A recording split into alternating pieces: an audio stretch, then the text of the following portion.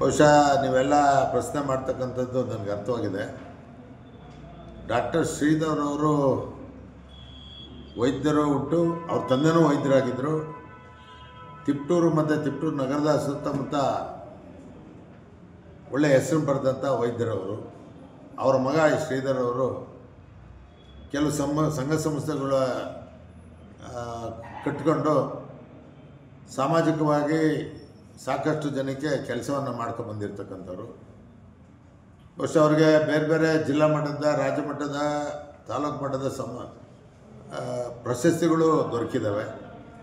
ಅದಕ್ಕೆ ನನಗೆ ಕೆಲವರೇನು ಪ್ರಸ್ತಾಪ ಮಾಡಿದ್ರು, ಈಗ ಪ್ರತಿನಿತ್ಯ ಬಂದ ರೈತರಿಗೆ ಸುಮಾರು 5 ಜನಕ್ಕೆ, ಕನಿಷ್ಠ 500 ಜನಕ್ಕೆ ಮಧ್ಯಾಹ್ನದ ಊಟವನ್ನು, ಭೋಜನವನ್ನು ಕೊಡ್ತಕ್ಕಂಥ ವ್ಯವಸ್ಥೆಯನ್ನು ಅವ್ರ ಸಂಸ್ಥೆಯಿಂದ ಮಾಡಿದ್ದಾರೆ.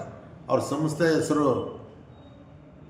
ಕಲಾಕೃತಿ ಇರ್ತಕ್ಕಂಥ ಒಂದು ಸಂಸ್ಥೆ ಮಾಡ್ಕೊಂಡು ಅದ್ರ ಮುಖಾಂತರ ಸಮಾಜ ಸೇವೆ ಮಾಡ್ತಕ್ಕಂಥದ್ದು. ಮತ್ತು ವೈದ್ಯ ವೃತ್ತಿಯಲ್ಲಿ ಬೇರೆ ವೈದ್ಯರುಗಳನ್ನು ಜೊತೆ ಇಟ್ಕೊಂಡು ಮೆಡಿಕಲ್ ಕ್ಯಾಂಪ್ಸ್ ಹೋಬಳಿ ಮಟ್ಟದಲ್ಲಿ, ನಗರದ ಮಟ್ಟದಲ್ಲಿ ಮಾಡ್ಕೊಂಡು ಬಂದಿದ್ದರು.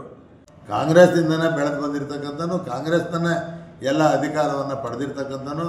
ನಾನು ಸೋದರೂ ಸಹ ಕಾಂಗ್ರೆಸ್ಸಲ್ಲೇ ಸೋತಿದ್ದೀನಿ, ಗೆದ್ದಾಗಲೂ ಕಾಂಗ್ರೆಸ್ನಲ್ಲೇ ಗೆದ್ದಿದ್ದೀನಿ.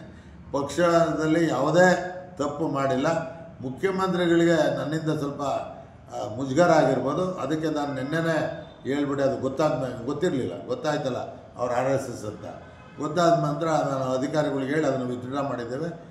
ಯಾವುದೇ ಕಾರಣದಿಂದ ನನಗೆ ನನ್ನ ಕಾರ್ಯಕರ್ತರಾಗಲಿ ಅಥವಾ ನಾನಾಗಲಿ ಅವ್ರಿಗೆ ಸಪೋರ್ಟ್ ಮಾಡ್ತಕ್ಕಂಥ ಉದ್ದೇಶದಿಂದ ನಾವು ಮಾಡಲಿಲ್ಲ. ಸಮಾಜ ಸೇವೆ ಮಾಡ್ತಕ್ಕಂಥ ವ್ಯಕ್ತಿ ಅವ್ನಿಗೇನಾದರೂ ಇದನ್ನೊಂದು ಸಹಾಯ ಮಾಡಿದ್ದಕ್ಕೆ ಮಾಡಿದ್ದೆ. ಅದು ತಪ್ಪಾಗಿದೆ ಅಂತ ಭಾವಿಸಿ ನಾನು ಅದನ್ನು ವಾಪಸ್ ಪಡ್ತಿದ್ದೇನೆ. ನಾನು ಮುಖ್ಯಮಂತ್ರಿಗಳಿಗೆ ಕ್ಷಮೆ ಕೇಳ್ತಾ ಇದ್ದೇನೆ. ಮತ್ತು ನನ್ನ ತಾಲೂಕಿನ ಕಾರ್ಯಕರ್ತರು ಯಾರೂ ಆ ಥರ ವಿರೋಧ ಮಾಡಿಲ್ಲ. ಎಲ್ಲರೂ ಅವ್ರ ಹತ್ರ ಕೆಲಸ ಮಾಡಿಸ್ಕೊಂತಿರ್ತಾರೆ. ಏನೋ ಚೆನ್ನಾಗಿದ್ದಾರೆ ಅನ್ನೋ ದೃಷ್ಟಿಯಲ್ಲಿ ಮಾಡಿದ್ದೆ.